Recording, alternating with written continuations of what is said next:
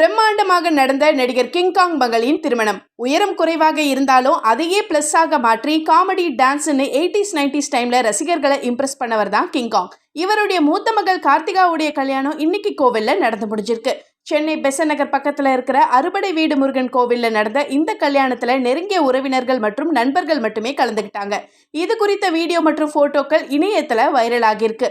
முன்னதா முதல்வர் மு.க. Stalin, Edappadi Palaniswami, Anbumani Ramadoss, Premalatha Vijayakanth, Rajinikanth, D. Rajendar, Karthi, Vishal, Vijay Sethupathi, SK. Yogi Babu, Ishari Ganesh, Devayani, Kannada நடிகர் சிவராஜ்குமார்னு எல்லாருக்குமே நேர்ல போய் கல்யாண பத்திரிகையை கொடுத்து வரவேற்றாரு. கோவில்ல கல்யாணம் நடந்ததால பிரபலங்கள் யாரும் வராத நிலையில இன்னைக்கு மாலை நடக்க போற வரவேற்பு நிகழ்ச்சிக்கு எல்லாருமே அட்டெண்டன்ஸ் போட்டுடுவாங்க அப்படின்னு பேசப்பட்டு வருது. இதுல என்ன ஸ்பெஷல்னா, பத்திரிகை கொடுக்க போன இடத்துல டி. ராஜேந்தர் கிங்காங்க்கு தன்னுடைய அடுத்த படத்துல நடிக்கிறதுக்கு வாய்ப்பு கொடுக்கறதா ஸ்வீட் சர்ப்ரைஸ் கொடுத்ததுதான். வேற லெவல் டிஆர் அப்படின்னு எல்லாருமே புகழ்ந்து தள்ளுறாங்க.